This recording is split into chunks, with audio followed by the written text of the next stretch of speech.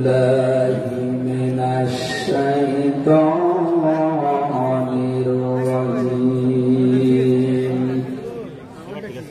بسم الله الرحمن الرحيم.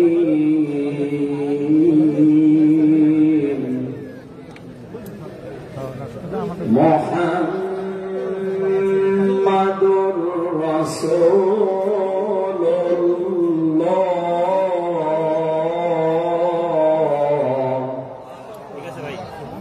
والذين معه أشداء على الكفار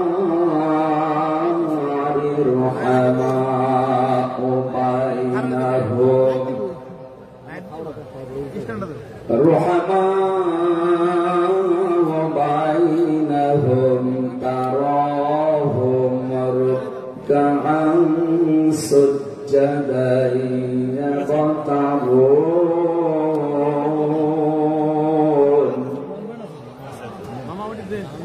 يبتغون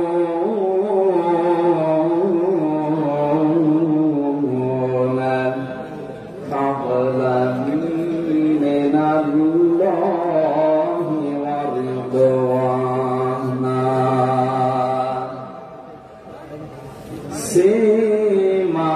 سيماهم في وجوههم من أثر السجود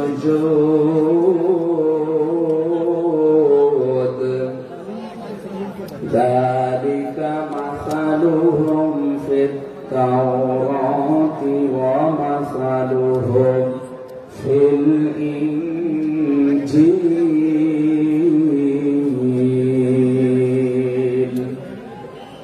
صدقت يا ربنا.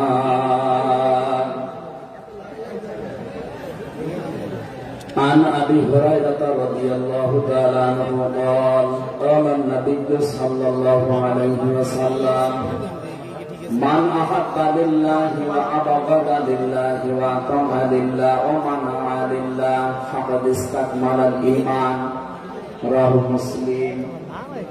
وما زادهم إلا إيمانا وتسليما. اللهم صل على محمد وآله وصحبه وبارك وسلم. اللهم صل على محمد وآله وصحبه وبارك وسلم. اللهم صل على محمد وآله وصحبه وبارك وسلم. আলহামদুলিল্লাহ, বাংলাদেশের ঐতিহ্যবাহী জেলা যশোর আতিসাদিনা মেডিকেল কলেজ প্রাঙ্গণে পোলের হাট যশোর 3 দিন ব্যাপী ঐতিহাসিক তাফসীরুল কোরআন মাহফিলের দ্বিতীয় রজনীর স্বনামধন্য সভাপতি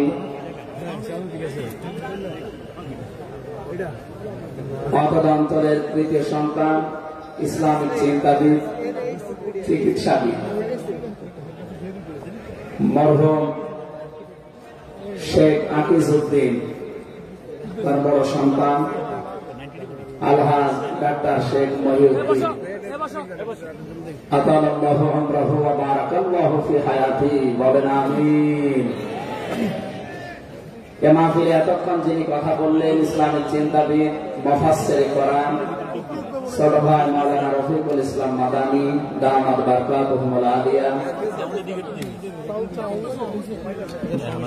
আগামীকাল যিনি আসবেন বিশ্বনন্দিত মুফাসসিরে কোরআন, ইসলামিক চিন্তাবিদ, বাংলাদেশের কৃতি সন্তান ডক্টর মিজানুর রহমান আজহারি দামাত বারকাতুহুল আলিয়া। আগামীকাল আসবেন আলেমদের মাথার তাজ, ইসলামিক চিন্তাবিদ, মুফাসসিরে কোরআন জনাব শাইখ আহমদুল্লাহ আতালাল্লাহু উমরাহু ওয়া বারাকাল্লাহু ফি হায়াতি। সকলে বলেন আমিন। গতকাল এখানে যিনি আলোচনা রেখেছেন শাইখুল হাদিস ইবনে শাইখুল হাদিস, আমার কারাগারের সাথী, ইসলামিক চিন্তাবিদ, শিক্ষাবিদ, মুফাসসিরে কোরআন আল্লামা মামুনুল হক হাফিজাহুল্লাহ।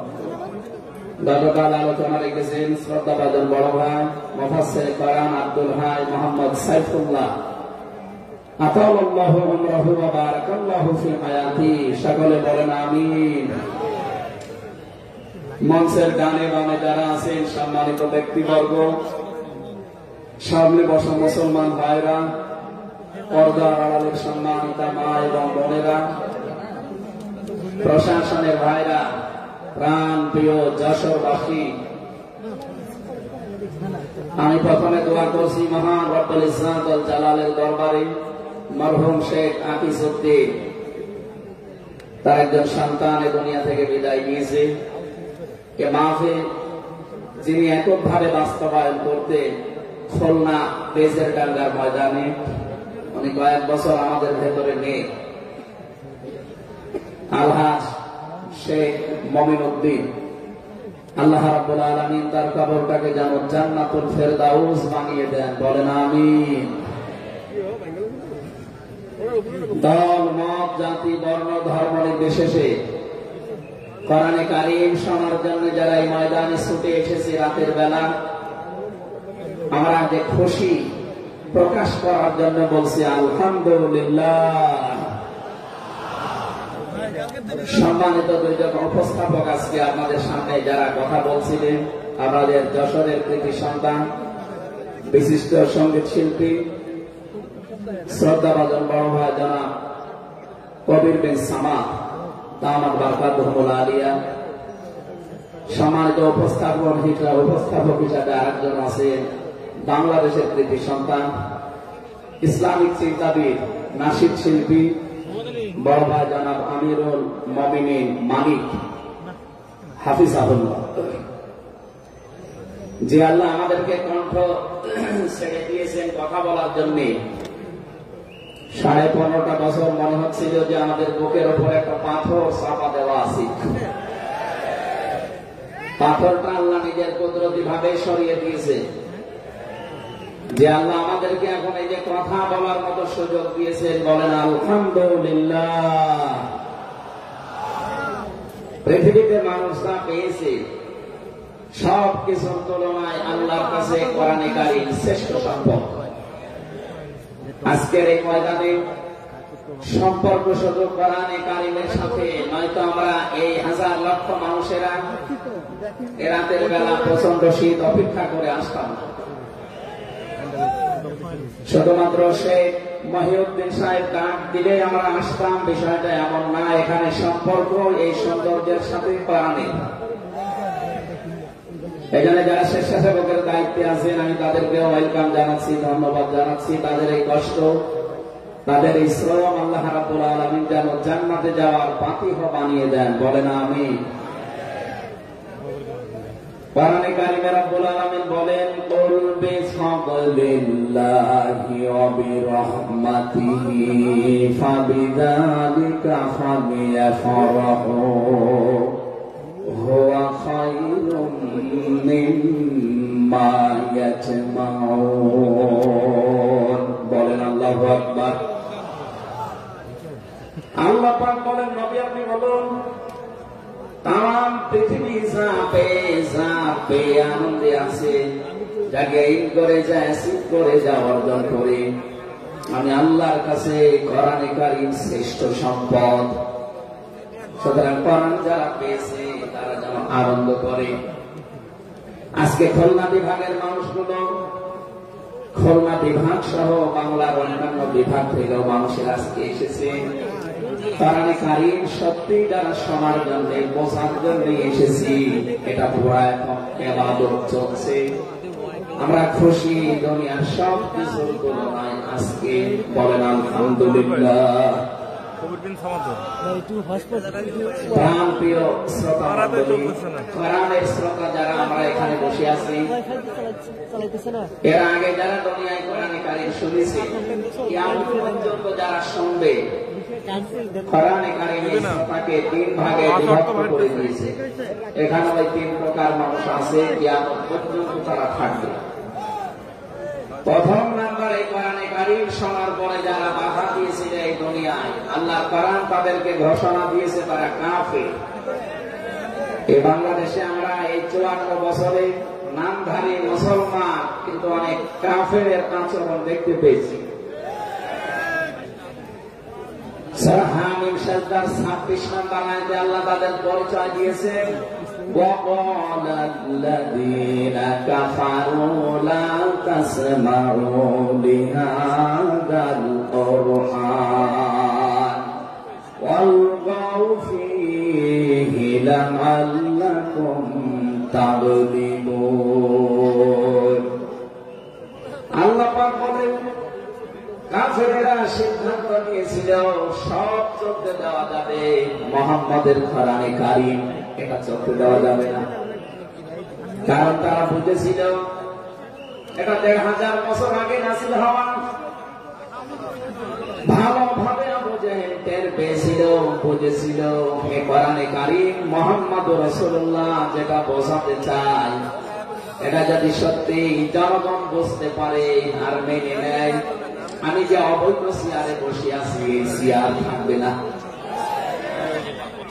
যুগে যুগে যারা কোরআন কথা দিয়েছে তারা এই টাইপের পেয়েছে।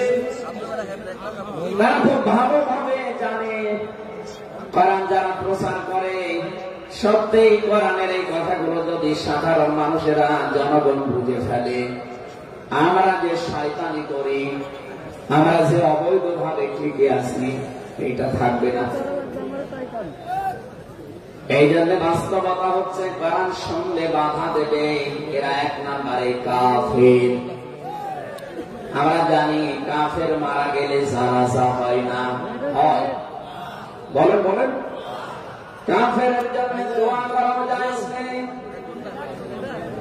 আল্লাহ রাব্বুল আলামিন বলেন, মা কানা লিন-নাবিয়্যি ওয়াল্লাযীনা আমানু আইয়াস্তাগফিরু লিল-মুশরিকিন ওয়ালাউ কানু উলি কুরবা মিন বা'দি মা তাবায়্যানা লাহুম আন্নাহুম আসহাবুল জাহিম।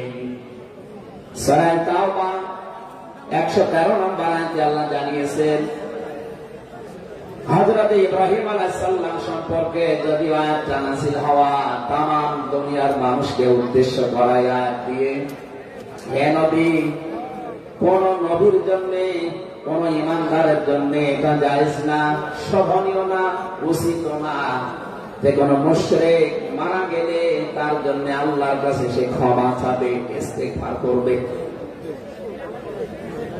ওয়ালাউ কানু লিকুরবা, আল্লাহ পাক বলেন যদিও এটা নিজের নিকট আত্মীয় হয়, মা তাবায়্যানা লাহুম আন্নাহুম আসহাবুল জাহিম, যার প্রতি এটা প্রমাণ হয়ে গেছে যে লোকটা জাহান্নামে যাবে, যার কাজকর্ম, যার ঈমান, আমল, আকীদা দেখে টের পাওয়া যায়, এইরকম মানুষের জন্য কোন ঈমানদার না কোন নবীর জন্যও দোয়া করা, ইস্তিগফার করা জায়েজ নেই। বলেন নাউযুবিল্লাহ। একজন নবীকে যদি আল্লাহ এই কথা বলতে পারেন, আমি আয়াতের ব্যাখ্যায় পড়েছি মুহাম্মদুর রাসূলুল্লাহ সাল্লাল্লাহু আলাইহি ওয়াসাল্লামের নিজের আপন চাচা আবু তালিব, এই লোকটা যখন মারা যাচ্ছিল বিশ্ব নবী নিজে তার কাছে গিয়ে বললেন, ইয়া আম্মি আবি তালিব, লা ইলাহা ইল্লাল্লাহ হাজ্জুল লাকা ইনদাল্লাহি ইয়াওমাল কিয়ামাহ। বুখারী শরীফের হাদিস। ডাক দিয়ে বললেন, হে চাচা, জোরে বলা লাগবে না, আওয়াজ করে শুধু আমার কানের কাছে মুখটা নিয়ে আস্তে করে আপনি বলেন, লা ইলাহা ইল্লাল্লাহ, জোরে লা ইলাহা ইল্লাল্লাহ, লা ইলাহা ইল্লাল্লাহ, লা ইলাহা ইল্লাল্লাহ মুহাম্মাদুর রাসূলুল্লাহ। আপনি শুধু আল্লাহর একাত্মবাদের স্বীকৃতি দেন আমার কানের কাছে, রিসালাতের ঘোষণাটা দেওয়া লাগবে না, শুধু আল্লাহর ঘোষণাটা আমার কানের কাছে শোনান। কিয়ামতের দিন আমি আপনার জন্য আল্লাহর দরবারে ঝগড়া করে জান্নাতে নিয়ে যাব। পাশে যারা দাঁড়িয়েছিল তাদের কারণে লোকটা পড়তে পারে নাই। নবীজির মন খারাপ হয়ে গেল। সঙ্গে সঙ্গে সূরা কাসাসের ৫৬ নাম্বার আয়াত নিয়ে ফেরেশতা জিবরাইল হাজির হয়ে গেছে। ইন্নাকা লা তাহদি মান আহবাবতা ওয়ালাকিন্নাল্লাহা ইয়াহদি মান ইয়াশা ওয়া হুয়া আ'লামু বিল মুহতাদিন। আল্লাহ পাক বলেন, হে নবী, আপনি যাকে ভালোবাসেন, যাকে পছন্দ করেন, যাকে মনে করবেন আপনি হেদায়েত দেবেন না, আপনি পারবেন না, কারণ হেদায়েত আমি আল্লাহ আপনার হাতে দেইনি। হেদায়েত আমি আল্লাহ নিজের হাতে রেখে দিয়েছি। আমি আল্লাহ যাকে ইচ্ছা তাকে এটা দান করি। আর আমি আপনার চাইতে ভালো জানি যে হেদায়েত পাবে কে। জেলখানার ভেতরে ৩টা বছর আল্লামা আমানুল হক হাফিজাহুল্লাহ আমরা দুইজন এক জায়গায় ছিলাম। সকালে এবং দুপুরের খাবার আমরা এক জায়গায় খেতাম। মাঝে মাঝে আমারে বলতেন যে হামজা, বাইরে যদি আমরা নিয়ে যাই কোনদিন কাফেরের জানাজায় যাব না, পড়াবো না।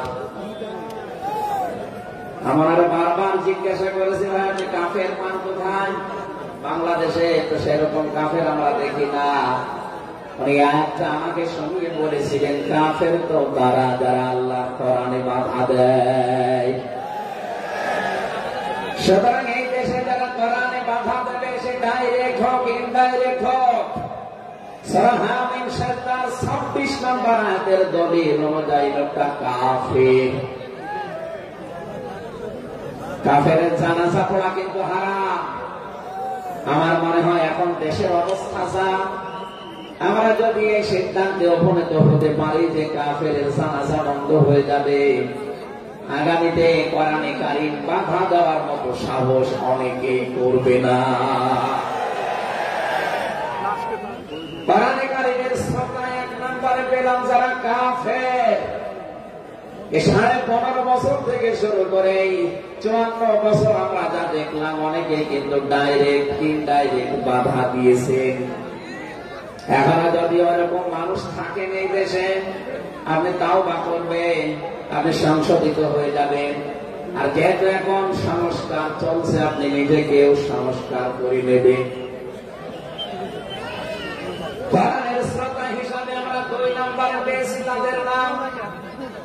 আল্লাহ রাব্বুল আলামিন বলেন, ওয়াইদা কিলা লাহুম তাআলাউ ইলা মা আনজালাল্লাহু ওয়া ইলার রাসূলি রাআইতাল মুনাফিকিনা ইয়াসুদ্দুনা আনকা সুদুদা।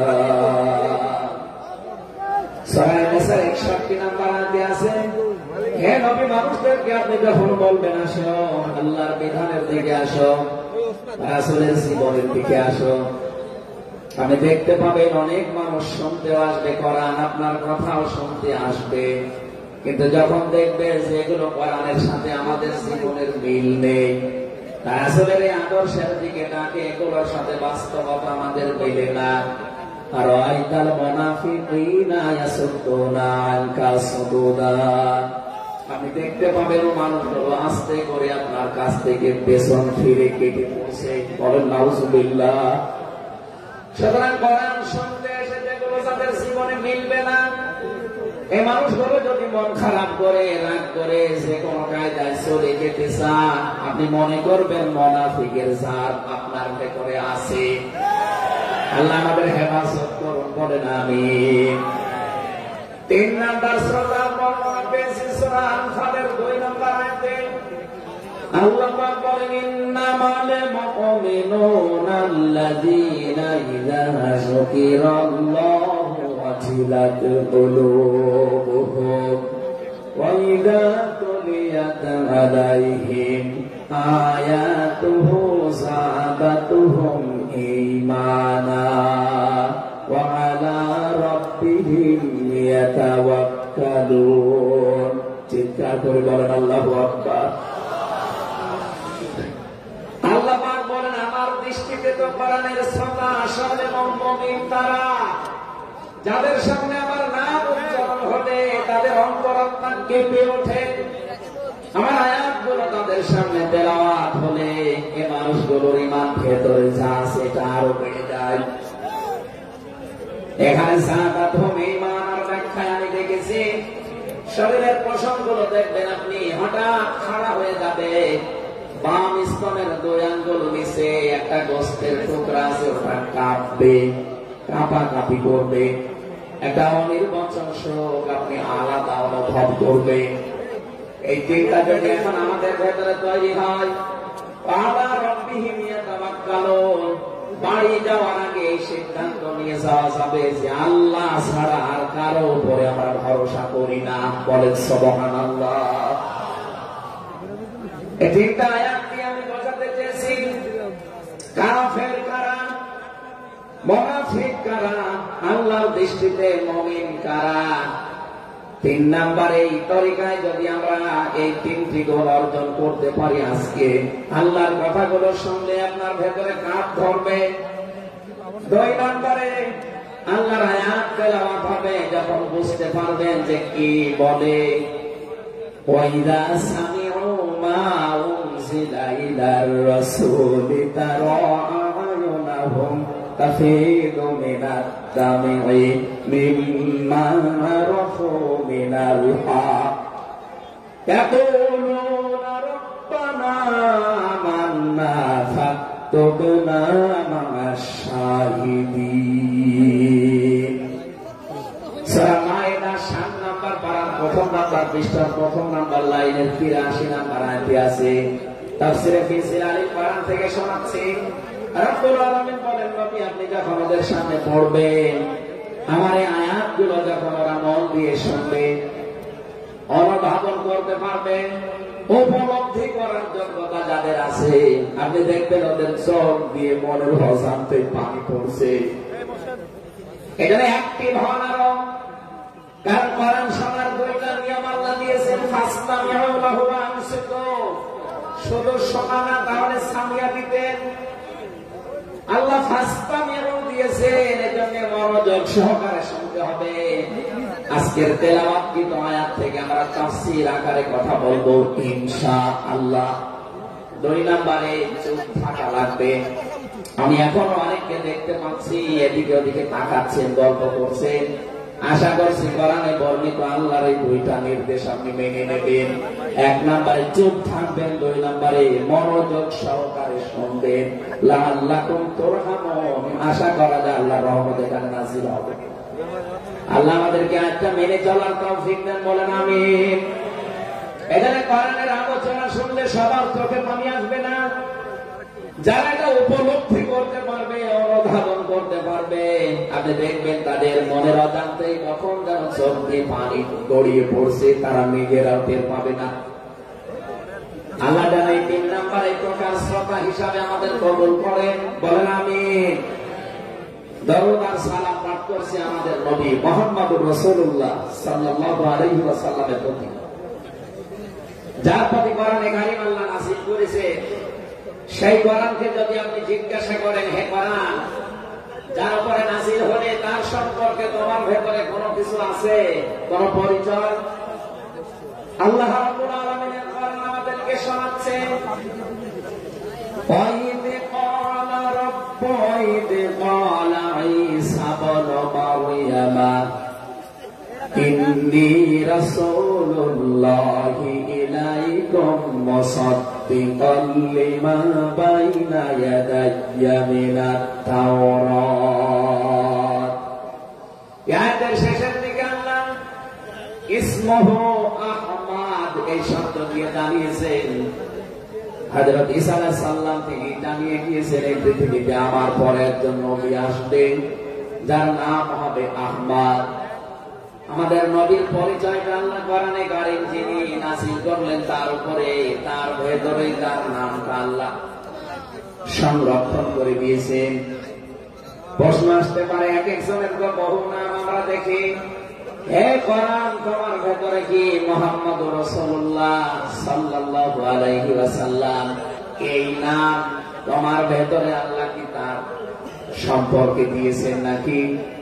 আমরা যে তেলাওয়াত করেছি সূরা ফাতিহা, এই সূরা থেকে যে আজকে আলোচনা করব, এই সূরার প্রথম আয়াতে আমার আল্লাহ আমার নবীর নামকে উল্লেখ করে জানিয়েছেন। এটা 29 নম্বর আয়াত, মুহাম্মাদুর রাসূলুল্লাহ। সূরা ফাতিহার 29 নম্বর আয়াতটা আমরা পড়েছি 4 ভাগের 1 ভাগ। এই আয়াত থেকে আমরা আজকের আলোচনার বিষয় সাজিয়েছি। আমার আজকের বিষয়বস্তু, আমরা মুহাম্মদুর রাসূলুল্লাহর উম্মত হতে চাই।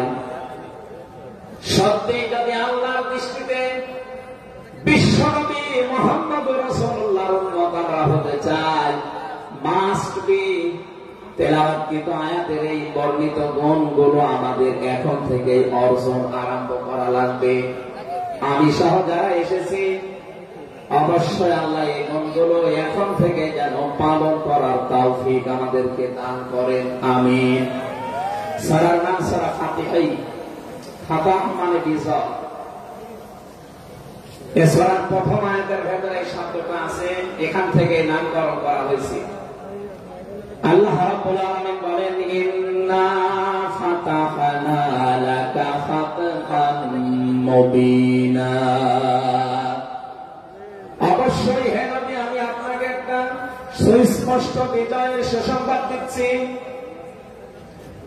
এই বিজয়ের ঘটনাটা ঐতিহাসিকভাবে ইবনে কাসিরের ভেতর থেকে আমি শিক্ষার জন্য এবার বলছি। এদিকে খুব অ্যাক্টিভ হয়ে থাকবে। এই সূরা ফাতিহার 18 নম্বর আয়াত। আমার যতটুকু পড়াশোনা আছে, আমার যতটুকু লেখাপড়ার স্টাডি আছে, এই আয়াতটা এখন বাংলাদেশে সবচাইতে বেশি প্রয়োজন। সূরা ফাতিহা 18 নম্বর আয়াত। যে যেখানে আছেন, দাঁড়িয়ে আছেন, বসে আছেন, শুয়ে আছেন, কান এবার খাড়া করে দেন। হুদায়বিয়ার সন্ধিতে ঘটনা আমরা শুনেছি এতদিন পর্যন্ত, শুধু শুনেছি অনেকে, কিন্তু এখান থেকে শিক্ষাটা আজ অনেকে নেয়নি। বাংলাদেশের এখন যে অবস্থা, এই শিক্ষা নেওয়ার সময় এখনই। নবীজি 1400 মানুষ নিয়ে এসেছিলেন সাহাবায়ে কেরাম নিয়ে হজ করার জন্য। হুদায়বিয়া নামক যে জায়গাটা, এখন কূপ আছে এখানে, এই জায়গায় নবীজি আশ্রয় নিলেন, আস্তানা গাড়লেন, তাবু গাড়লেন। কাফেরদের পক্ষ থেকে এখানে প্রতিবন্ধকতা সৃষ্টি করা হয়েছে যে না, আপনাদেরকে আমরা আর যেতে দেব না। বিশ্বনবী তাদেরকে প্রস্তাব দিলেন যে আমরা কিচ্ছু নিয়ে আসিনি, সাথে করে শুধু হজ করে চলে যাব। কাফেরদের পক্ষ থেকে আওয়াজ এল, না, আপনাকে আমরা যেতে দেব না, তবে আমাদের একটা প্রস্তাব আছে। আপনি যদি আগামী বছরে আসেন, হজ করে যেতে পারবেন, কিন্তু এবছরে আপনাদেরকে আমরা আল্লাহর ঘর কাবা যেতে দেব না। কি নিষ্ঠুর আচরণ! তাকান, আল্লাহ পাকের নবী আল্লাহর ঘর তাওয়াফ করবে, বাধা দিচ্ছে যারা আল্লাহকে বিশ্বাস করে না তারা।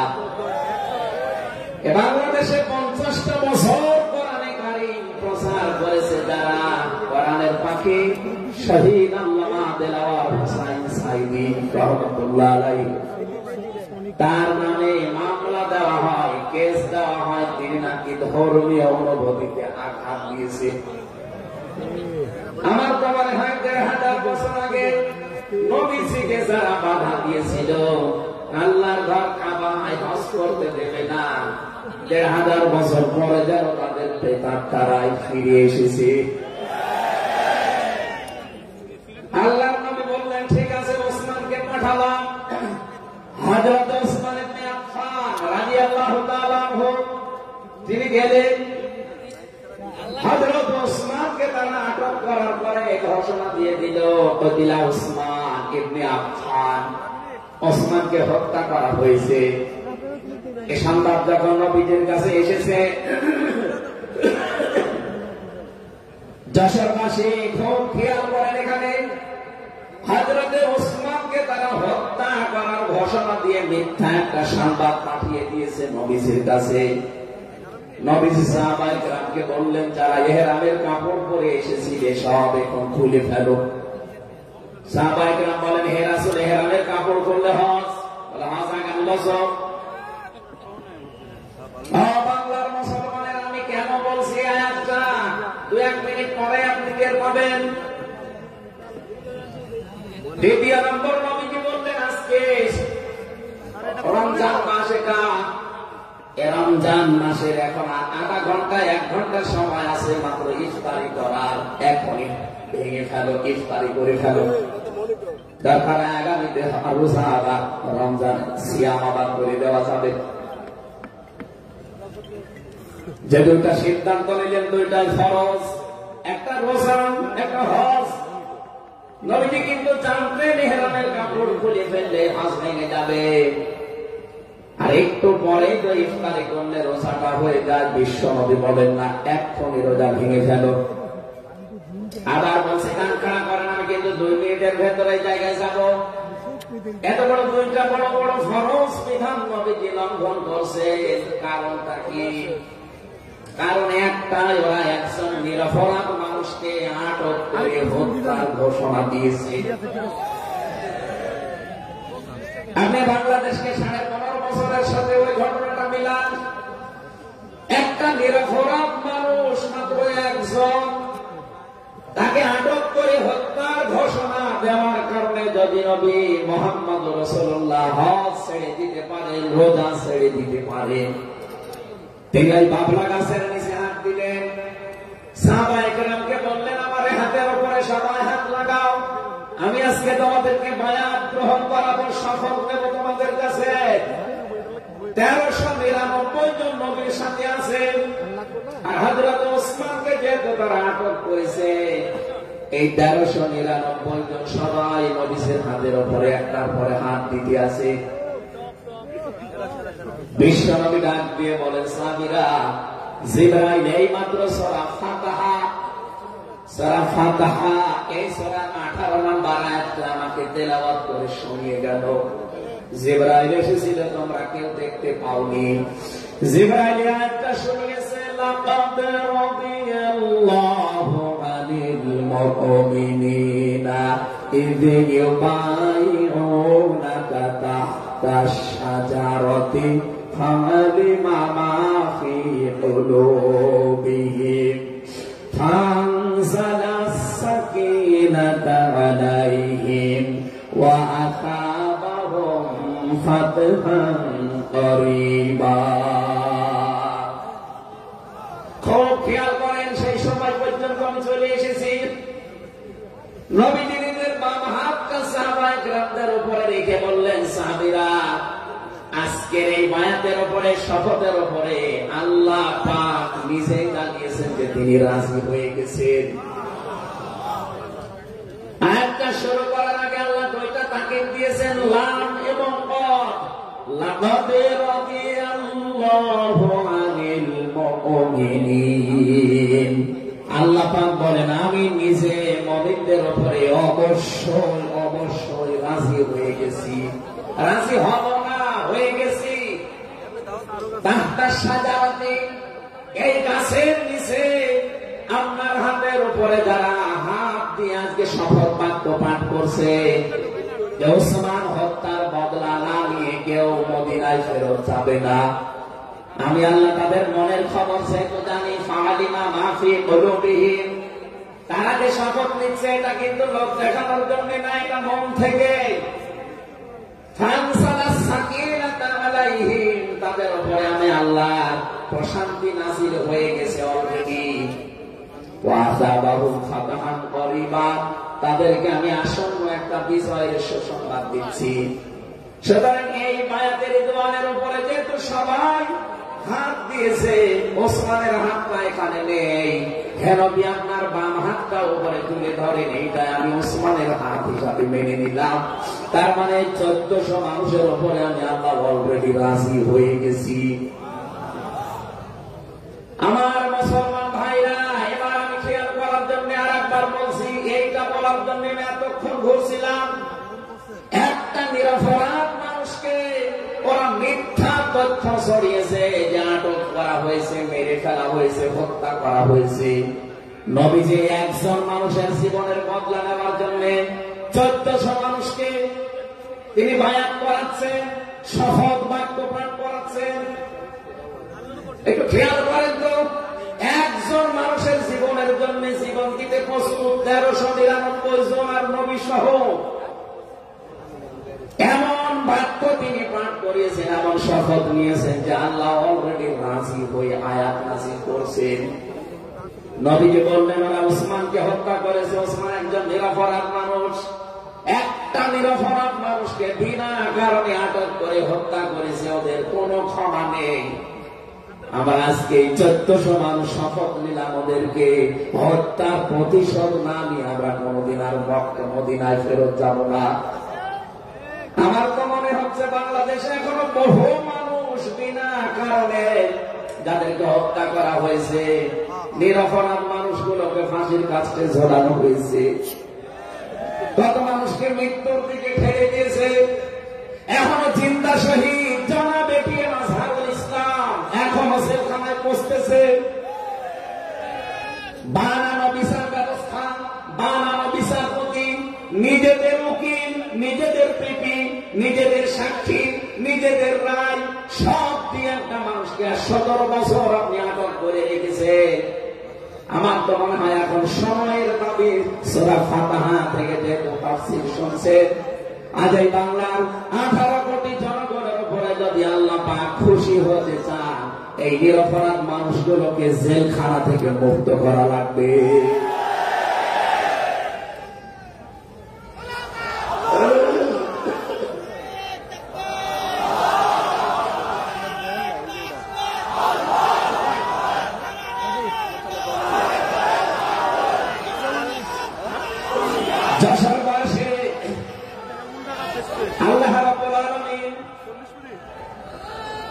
এখানে কয়েকটা বিষয় আমাদেরকে উপহার দিতে চেয়েছেন সে সংবাদের মাধ্যমে। 1 নম্বরে আল্লাহ বলেন আমি রাজি হয়ে যাব। 2 নম্বরে তাদের মনের মূল কথাগুলো যেহেতু আমি জানি, সুতরাং যারা নারায়ে তাকবীর আল্লাহু আকবার স্লোগান দিয়ে এই মাজলুম মানুষটার পক্ষে অবস্থান নিলেন, আমার তো মনে হচ্ছে ফানজালা সাকিনাতা আলাইহিম, আল্লাহ পাক তার রহমত এখন এই দেশের উপরে নাযিল করবে। 2 নম্বরে ওয়াসাবাহুম ফাতাহান করিবা, একেবারে সুপ্রসন্ন নিকটবর্তী একটা নিকটবর্তী বিজয় আমাদেরকে আল্লাহ এই মাজলুম মানুষটার পক্ষে দাঁড়ানোর কারণে দেবে। আমি আজকে একজন জেলখাটা মানুষের সাথে কথা বলছিলাম, তিনিও প্রায় 3.5-4 বছর ছেলে ছিলেন। তিনি জানাচ্ছিলেন যে হামজা ভাই, আসলে আমরা যারা ছেলে ছিলাম তারা ছাড়া এটা বোঝানো সম্ভব না। বহু মানুষ বিনা অপরাধে, বিশেষ করে 15.5 বছরে তো হবে, বিনা কারণে বিনা অপরাধে কিচ্ছু জানে না, বছরের পর বছর জেলে বসতেছে। পরে যদি একজন নিরপরাধ মানুষকে মিথ্যা কথা ছড়িয়ে দেওয়ার কারণে নবী যেরকম সিদ্ধান্ত নিতে পারে, আজ বাংলার 18 কোটি মানুষ দল বিদল সব ভুলে গিয়ে নিরপরাধ যত মানুষ জেলে ভর্তি আছে, হয়েছিল, খুন হয়েছিল যারা, এদের পক্ষে দাঁড়াতে যদি সত্যি আপনি মন থেকে এগিয়ে আসতে পারেন, আল্লাহর কসম আমাদের সামনে আল্লাহ বিজয় দেখাবে। বিজয় আমরা দেখতে পাচ্ছি সূরা মাসস 20 নম্বর পারা 4 নম্বর পৃষ্ঠার 12 নম্বর লাইনের 5 নম্বর আয়াত। বাড়িতে যে আয়াতটা তাফসীর দেখবেন, আল্লাহ রাব্বুল আলামিন বলেন নুরিদু আন্নামুন্না আলাল্লাযীনা ইসতাদঈফু ফিল আরদ ওয়া নাজআলাহুম আইম্মাতান ওয়া নাজআলাহুমুল ওয়ারিসিন। আমি আল্লাহ একটা ইচ্ছা করলাম, হাজার হাজার বছর আগে হে নবী, এই পৃথিবীর ময়দানে ফিরআউন নামে একটা লোক ছিল।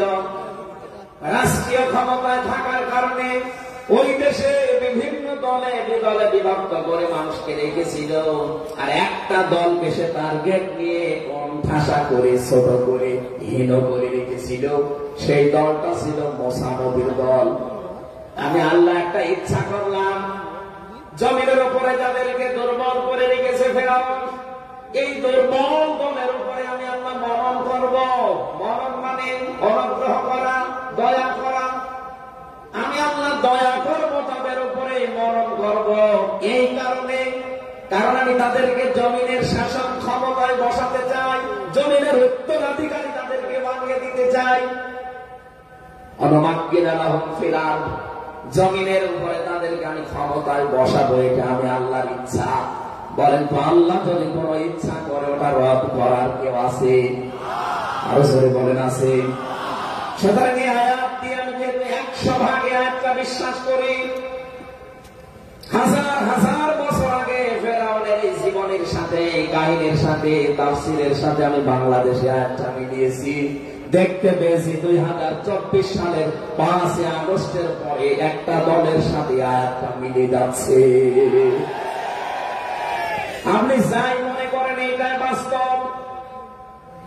এই 54 বছরে ভুয়া তুলে, ভুয়া সেলুলার নাম দিয়ে যাদেরকে কণ্ঠাসা করে রেখেছিলেন জনগণের কাছ থেকে, আল্লাহ যেন হঠাৎ করে মানুষের মনের ভেতরে তাদের প্রতি পরিবর্তন এনে দিয়েছে। আল্লাহ পাক জানায় মানুষগুলোকে একটা মরণ করেছেন, একটা দয়া দেখিয়েছেন। জমিনের ইমাম তাদেরকে যেন আল্লাহ দিনের পর দিন বানিয়ে দিচ্ছে।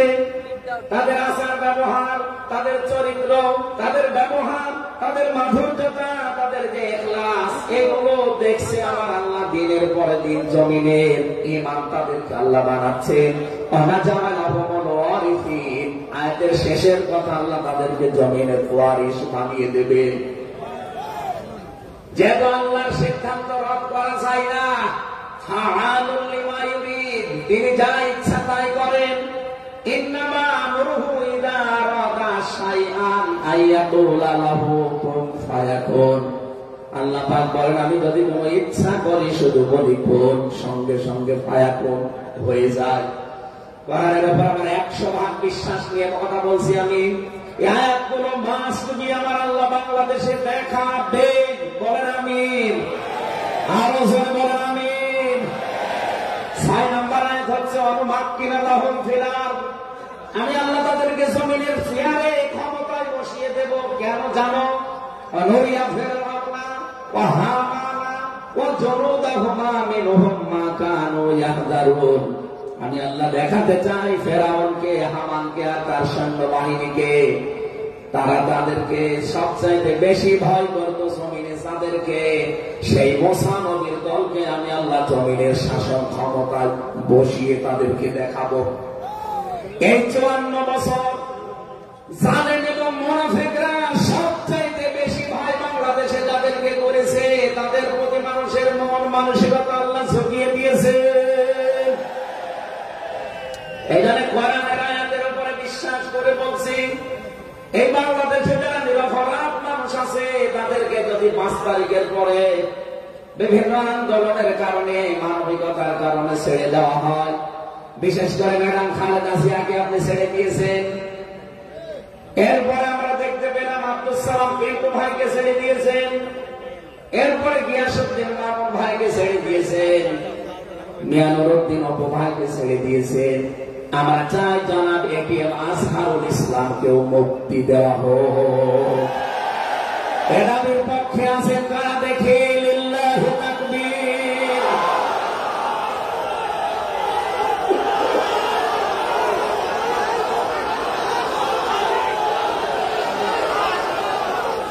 আলহামদুলিল্লাহ ভাই, আমি আয়াতটা পড়লাম এই জন্য 1500 বছর আগে একটা নিরপরাধ মানুষের পক্ষে দাঁড়ানোর কারণে যদি আল্লাহ এতগুলো সুসংবাদ দিতে পারে, সাকিনা নাজিল করা, সুপ্রসন্ন, একেবারে নিকটবর্তী বিজয় দেওয়া, আমরা যদি আজ নিরপরাধ মানুষগুলো যারা জুলুমের শিকার হয়ে 15.5 বছর 17 বছর মানবেতর জীবনযাপন করছে, আমি তো 3 বছর তার ভুক্তভোগী।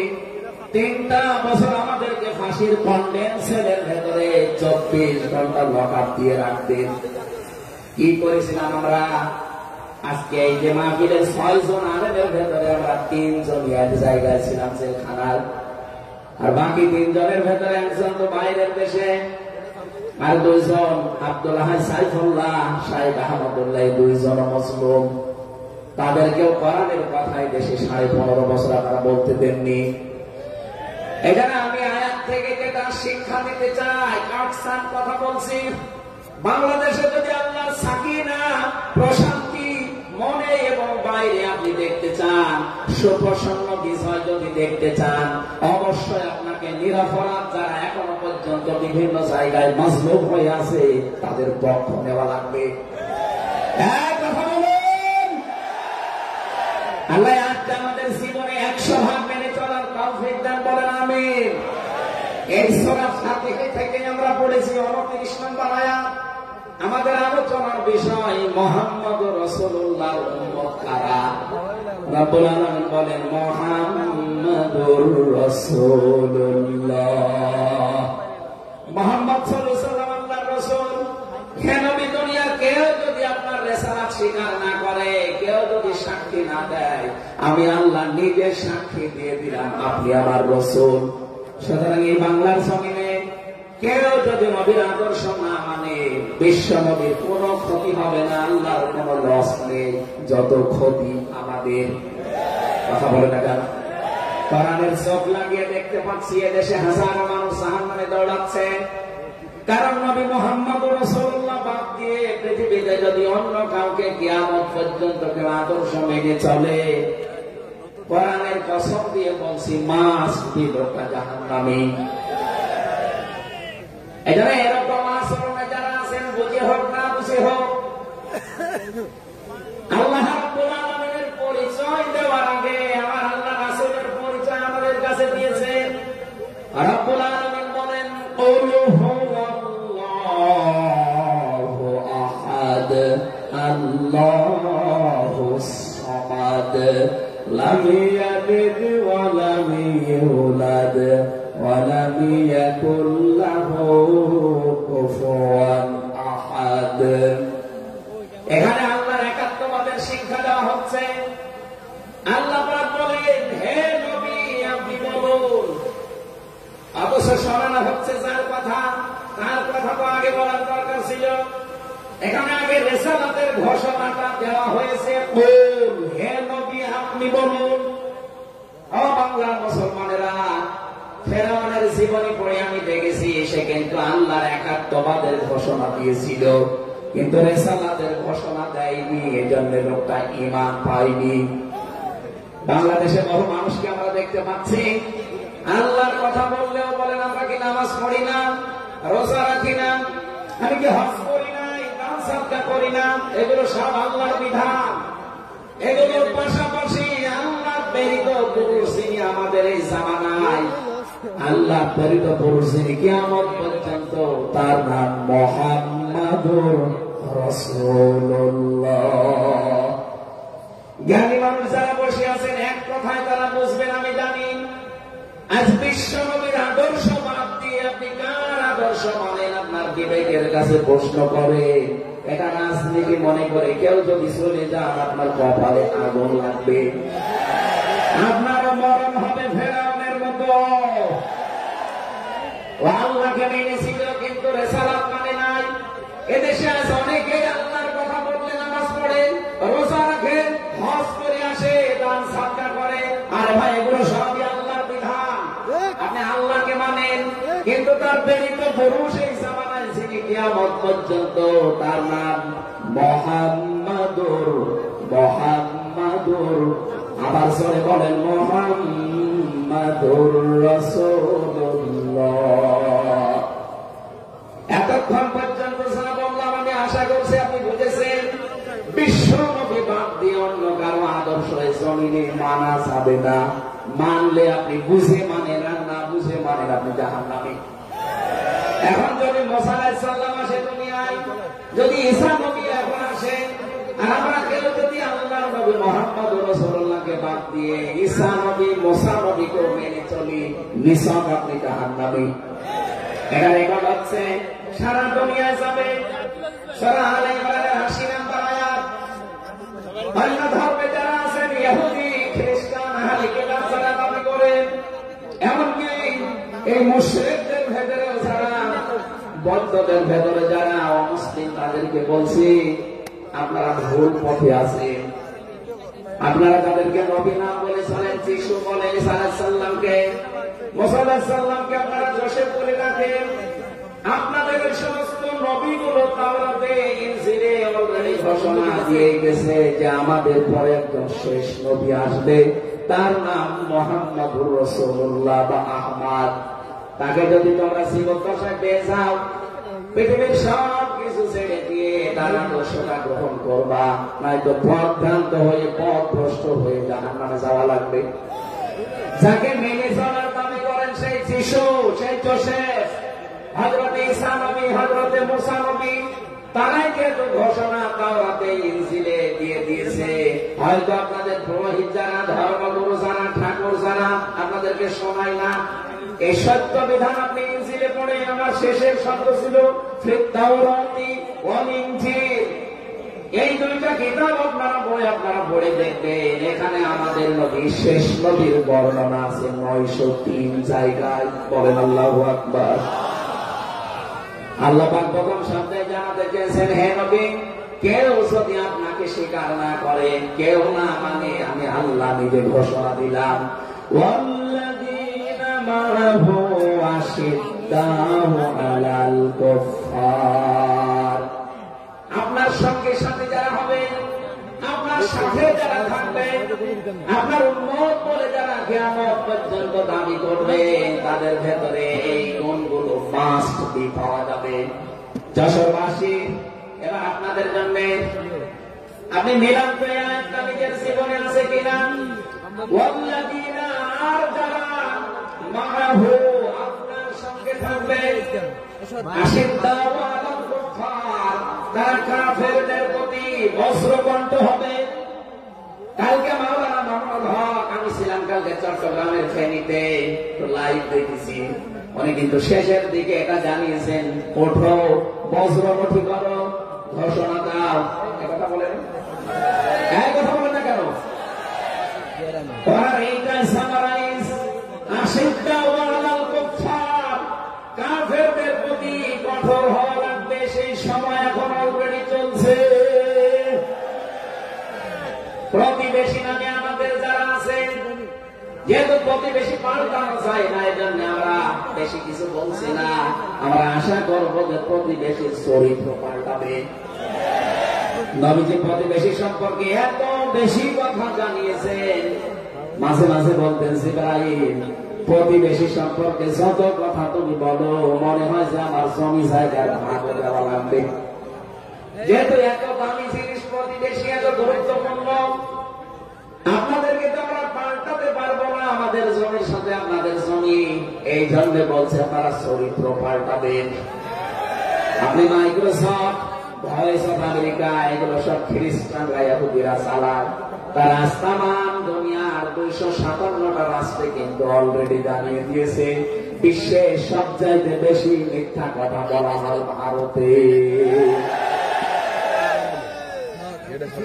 পৃথিবীর 257টা রাষ্ট্রের ভেতরে সবচাইতে বেশি সংখ্যালঘুরা নিরাপত্তার সহিত বাস করে বাংলাদেশে। অথচ এই দুইটা এতদিন, 54 বছর আমরা স্বাধীন হয়েছি, 54টা বছরে আমাদের পেছনে এই মিথ্যা দুইটা তথ্যই প্রতিবেশীরা ছড়িয়েছে। সারা দুনিয়ার মোড়লদেরকে বলতো যে বাংলাদেশের সংখ্যালঘু নির্যাতন হয়, এদেশের গোবিন্দ পরামানিক, তোমার কি সেন যেন কয়েকজন মিলে তারা বিবৃতি অলরেডি মাঝে মাঝাই দিচ্ছে যে আগস্টের 5 তারিখের পর থেকে বাংলাদেশে আমরা সবচাইতে বেশি নিরাপত্তায় আছি সংখ্যালঘুরা।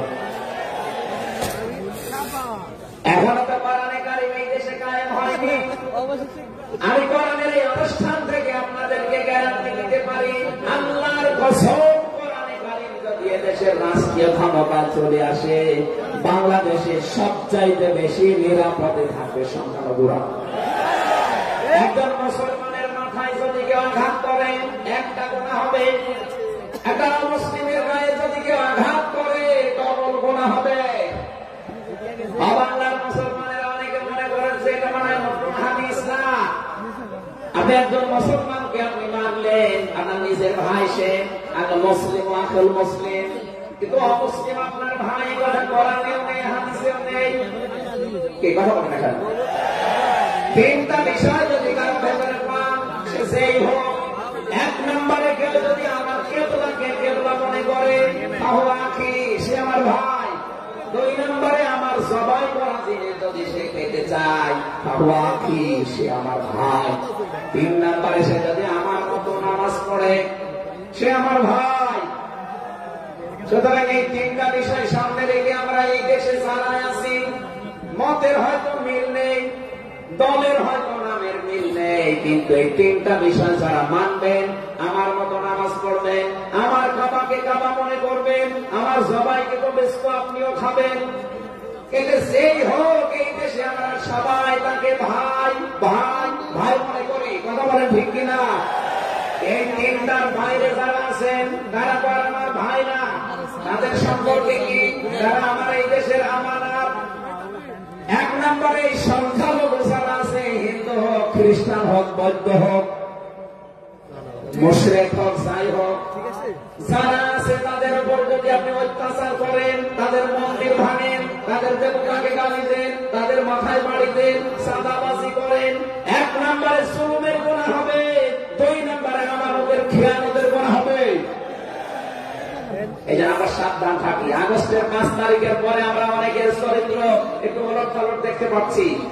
আশা করছি আপনি থামবেন, নয়তো কিন্তু বদনাম হয়ে যাচ্ছে। আপনি গোয়েন্দা বিভাগের খোঁজ রাখেন, তারা কিন্তু সব নকল করে রেখেছে, কে কি করছে এটা সব তারা দেখছে। এই জন্য আমরা এমন কোন আচরণ না করি, আপনার নিজের ভুলের কারণে নিজের পায়ে আবার কুড়াল লেগে যায়। তারা সব দেখতে পাচ্ছে। 4.5 মাসে কারা মানবতার জন্য কাজ করে, কারা দেশের জন্য কাজ করে, কারা এই 2780 জন মানুষ হাসপাতালের বেডে কামড়াচ্ছে, এদের কাছে কারা গেছে সব খোঁজ তাদের কাছে আছে। 2732 জন মানুষ হত্যা হয়েছে একজনের নির্দেশে। এতগুলো শহীদ পরিবারের পাশে কারা কারা দাঁড়াচ্ছে সব তাদের কিন্তু ডকুমেন্ট আছে। এই জন্য আপনি মনে করছেন আমি ডুবে ডুবে জল খাবো, ধলা পানিতে মাছ শিকার করবো, কেউ কিছু টের পাবে না, কখনো না। সব তাদের আয়ত্তের ভেতরে আছে। এই জন্য এমন কাজ করা দরকার আমাদের। আগামীতে যারা শুধু ওই 14 দল বাদ দিয়ে আমরা যারা মাসলুম আছে, এই মানুষগুলো যেন রাষ্ট্রের দায়িত্ব পায়, আর কোরআন আর হাদিস দিয়ে বাংলাদেশের 56,000 বর্গ মাইল চলে। তারা কারা দিয়েছেন দেখেন।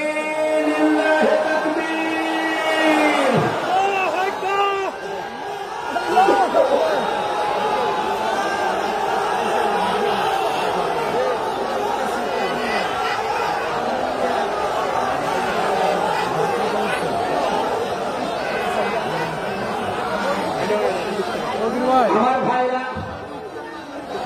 এবার আমি মূল কথায় যাচ্ছি। মুহাম্মদ রাসূলুল্লাহর উম্মত হতে হলে আমাদেরকে বজ্রমুষ্টি হওয়া লাগবে, ঐক্যবদ্ধ হওয়া লাগবে। যারা নবীর উম্মত, কাফের যারা, তাদের বিরুদ্ধে। আমি কাফেরের পরিচয় সে প্রথমে দিয়েছি, যে মানুষগুলো কোরআনে কারিমে বাধা দেয়, কোরআনের শিক্ষায়, কোরআনের প্রচারে, কোরআনের প্রসারে, কোরআন কায়েমে যারাই বাংলাদেশে বাধা দেবে, তার নাম আব্দুল আলী হতে পারে কি কাফের। এদের বিরুদ্ধে কঠোর হওয়া লাগবে আপনাকে। আমি আমার বোঝার জন্য বলছি, নাম হয়তো আপনার আল্লাহর নাম আপনি নিয়েছেন আব্দুল আলী, আব্দুল খালেদ, কিন্তু আপনার কাজ যদি কোরআন প্রচারে বাধা দেওয়া হয়, ডাইরেক্ট ইনডাইরেক্ট, অবশ্যই আপনি বুঝতে পেরেছেন আমি কি বলছি। আপনি কিন্তু আর সাধারণ মানুষ নেই, আপনি মুনাফিকও নেই, আপনি মুসলমানও নেই, আপনি কাফের হয়ে গেছেন। আল্লাহ আমাদের হেফাজত করুন, বলেন আমিন। কাফেরদের যত অনুষ্ঠান আছে সেখানে আপনাকে কে বলেছে ধর্ম যার যার উৎসব সবার, এটা কুফরি কথা। ধর্ম যার যার উৎসব দরকার।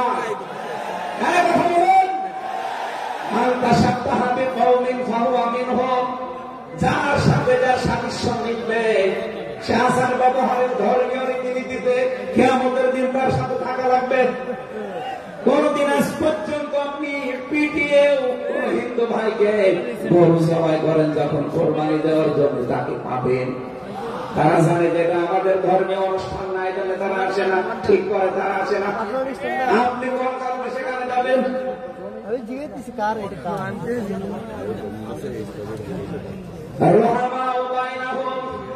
দ্বিতীয় নম্বরে আমরা পেয়েছি নিজেদের ভেতরে মহব্বত, ভালোবাসা, সম্প্রীতি, মায়া, মমতা, এটা নিজেদের ভেতরে বাড়ানো লাগবে। আপনি নবীর উম্মত হতে চান অথচ এটা নিজেদের ভেতরে আরো গুরুত্ব তৈরি করেন না, এটা নিজেদের ভেতরে আরো স্যাক্রিফাইস করে হোক, ডাকাডাকি করে হোক, নিজেদের ভেতরে এটা তৈরি করা লাগবে আরো বেশি। তার অহমরুকান সচ্চাদা হেনবে আপনার উম্মত যারা আপনার সাথে যারা আছে তাদেরকে দেখতে পাবেন আল্লাহর সন্তুষ্টি এবং অনুগ্রহ তালাশ করার জন্য। তারা রুকু এবং সেজদাকারী অবস্থায় তাদের দেখতে পাবেন। নবীর উম্মত যারা এসেছেন, অন্য ধর্মের লোকদেরকে বাদ দিলাম, বিশ্ব নবীর উম্মত যারা এখানে বসে আছেন, আমাদের উচিত হবে যতদিন আজরাইল না আসে ফরজ নামাজ আমরা কোনদিন ছেড়ে দেব না। আরো জোরে বলেন, আল্লাহ যেন এটা মেনে চলার তৌফিক দেন আমাদের একেবারে জীবনের শেষ দিন পর্যন্ত। 2 নম্বরে ফরজ নামাজের সময়টুকু যেভাবেই হোক বের করে আপনি আদায় করেন। সুন্নত নফল এগুলো যদি পড়তে না পারেন পরবর্তীতে পড়বেন, কিন্তু ফরজ নামাজ কেউ ছেড়ে দিয়ে সে আল্লাহর আয়ত্ত থেকে বের হয়ে যায়। বলেন নাউজুবিল্লাহ। সাহাবায়ে কেরাম আল্লাহর দরবারে যে 7টা কারণে কবুল হয়েছিলেন তার ভেতরে 1 নাম্বার কারণ ছিল এই মানুষগুলো আল্লাহর বিধান সামনে পেলে পৃথিবী ভুলে যেতেন। আব্দুল্লাহ আনসারী রাদিয়াল্লাহু তাআলা আনহুর জীবনী পড়েছি, একটা আল্লাহর বিধান শেষটাকে সামনে রাখতে গিয়ে নিজের স্ত্রীকে এক কাপড়ে গর্তের ভেতরে বসিয়ে রেখেছিল, নিজের ছেলেকে শিকল দিয়ে বেঁধে রেখেছিল, তারপরও আল্লাহর বিধান শেষটা সে ভুলে যায় না। আমাদের এরকম কঠিন পরিস্থিতি এখনো হয়তো আসেনি, তারপরও আমরা অনেকে বিনা কারণে ফরজ নামাজ ছেড়ে দেই। আমি নামাজের কথা মুসলমানদের কাছে সচরাচর বলতে চাই না, কারণ একজন মুসলমান আর একজন কাফেরের ভেতরে পার্থক্য নামাজ। আর নামাজ যদি কেউ না পড়ে সে মুসলমান ফাঁকি করে। সুতরাং আযান হওয়ার পরে মুসলমান যাবে মসজিদে নামাজ আদায় করতে, মানুষ টের পাবে যে মুসলমান। রিজালুল্লাহ তুলহিহিম তিজারাতু ওয়ালা বাইউন আন যিকরিল্লাহ ইলা আখির আয়াত। মুসলমান ব্যবসায়ী যারা তাদের পর্যায়ে বানিয়েছেন, আল্লাহ রাব্বুল আলামিন বলেন এই পৃথিবীর ময়দানে যারা মুসলমান ব্যবসায়ী আযান হওয়ার সঙ্গে সঙ্গে ব্যবসা প্রতিষ্ঠান বন্ধ করে দিয়ে তারা সেজদায় দৌড়াবে।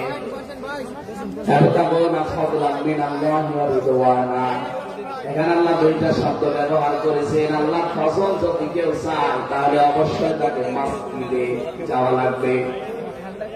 আল্লাহুম্মা ইন্নী আসআলুকা মিন ফাদলিকা, ফজলের জন্য জমিনে আল্লাহ পাঠিয়েছেন আমাদেরকে, আর রহমতের জন্য তার ঘর মসজিদে পাঠিয়েছেন। এখানে আল্লাহ রহমতের জন্য 5 বার আল্লাহর ঘরে আমাদেরকে যাওয়ার নির্দেশ দিয়েছেন আল্লাহ। আর যদি ফসল অনুগ্রহ পেতে চাই রিজিক, এগুলোর জন্য জমিন, এই জমিন আল্লাহ আমাদেরকে হালাল রুজি উপার্জন করার যে ব্যবস্থা, এরকম ময়দান যেন তৈরি করে দেন। বলেন আমিন। সীমাহুম ফি উজুহিহিম মিন আথারিস সুজুদ। আল্লাহ বলেন এদের চিহ্নগুলো, সেজদা চিহ্নগুলো এদের চেহারার বিভিন্ন জায়গায় ফুটে উঠবে। কিয়ামতের ময়দানে এই চিহ্ন দেখে দেখে নবী সুপারিশ করে করে জান্নাতে নিয়ে যাবে। হয় কপালে, নাই নাকে, নাই হাতে, যে সমস্ত জায়গায় সেজদা দেওয়ার জন্য আপনি জমিনে লাগিয়েছিলেন এই জায়গাগুলো কিয়ামতে সংরক্ষিত থাকবে। আল্লাহ আমাদের প্রত্যেককে এই 5টি গুণ অর্জন করার মাধ্যমে বিশ্ব নবীর খাঁটি উম্মত হওয়ার তৌফিক দিন। আমিন। আল্লাহুম্মা আমিন।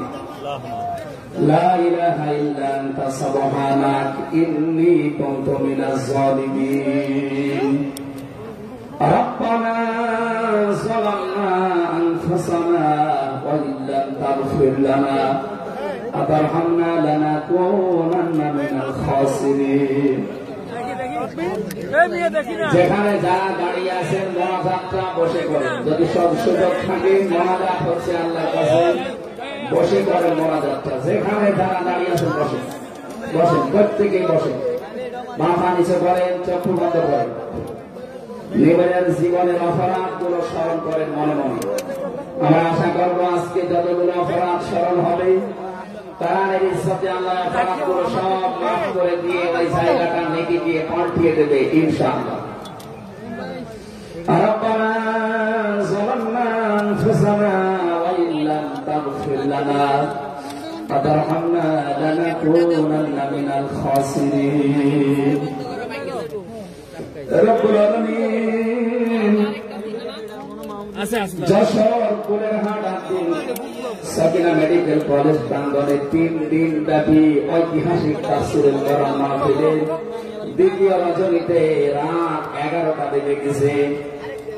সেই জোহরের পর থেকে গভীর রজনী পর্যন্ত যারা কোরআনে কারীম শোনার জন্য চাতক পাখির মতো বসে আছে, আল্লাহ মনের ভেতরে যার যে কামনা বাসনা আছে মেহেরবানি করে পুরা করে দাও।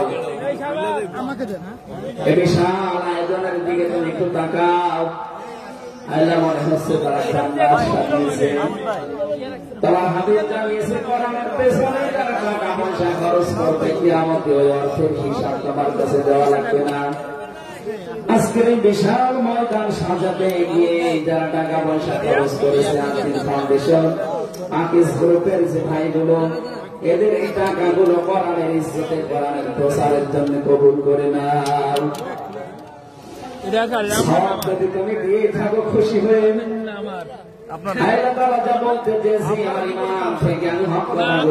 চেষ্টা চালিয়েছি, সব যদি অক্ষরে অক্ষরে 10টা করে নেকি হয়ে যায়, সওয়াবগুলো তুমি আমাদের নবীর রওজায় পৌঁছিয়ে দাও।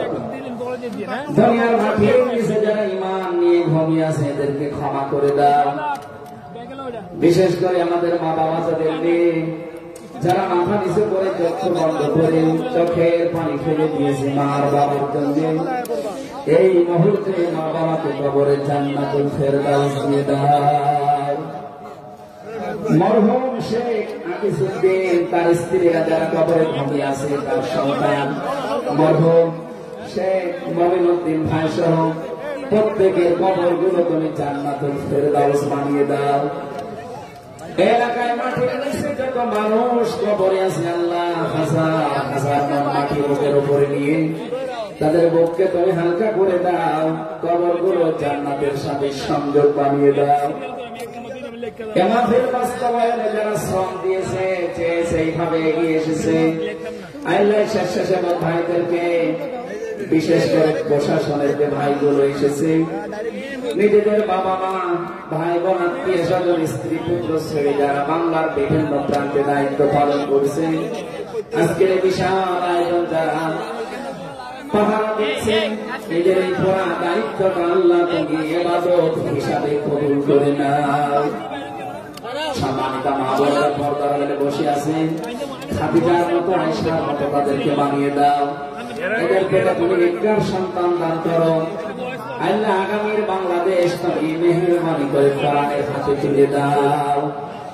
চর্ম চোখে যেন দেখতে পারি এ দেশটা 56,000 বর্গমাইল তোমার কালাম দিয়ে চলছে। আল্লাহ তাআলা আমি নিজে অসুস্থ, যত মানুষ আমার সাথে অসুস্থতা হাত তুলেছে শেফায়ে কামেলা আজরা নসিব করো। আমার মা বাবার জন্য দোয়া করছি আল্লাহ আমার মা বাবাকে মাফ করে দাও। রব্বিল আরহামহুমা কামা রাব্বায়ানি সাগীরা। আল্লাহ তাআলা আমার স্ত্রী সন্তান যেগুলো দিয়েছো সহি সালামতে রাখো। যে যে আশা নিয়ে ভরসা নিয়ে আমরা হাত তুলেছি জীবনের সাইজ আশাগুলো আজকে তুমি পূরণ করে দাও। রব্বুল আলামিন এই আত্মিক প্রতিষ্ঠানটাকে কিয়ামত পর্যন্ত কায়েম রাখো। যারা এখানে কাজকর্ম করে এদের জীবনে বরকত দাও। আগামীতে এই অনুষ্ঠানটা কোরআনের জন্য আরো বিশাল আকারে কবুল করে নাও। বড় ভাই কবির বিন সামাদ আমিরুল মুমিনিন মালিক সহ যত পরিচালক এখানে কাজ করছে উপস্থাপনায় প্রত্যেকের জীবন কবুল করো আল্লাহ তাআলা। আগামীতে যিনি আসবেন ডক্টর মিজানুর রহমান আসারি ভাই, শাইখ আহমদুল্লাহ সহ কোরআনের সঠিক কথাগুলো তাদের জবান থেকে বের করে দিও। তোমার বান্দা বান্দীদের আশা যাওয়া কালকে আরো আসান করে দিও আল্লাহ। বারাকাল্লাহু লানা ওয়া লাকুম ফিল কোরআনিল আযীম। মরণ আসলেই যেন পড়তে পারি লা ইলাহা ইল্লাল্লাহু মুহাম্মাদুর রাসূলুল্লাহ। আমার লিখিত বই পাওয়া যাচ্ছে, আমার কারাগারে লিখিত এবং বাইরে লিখিত। এখানে এই যে বইয়ের স্টল দেওয়া আছে,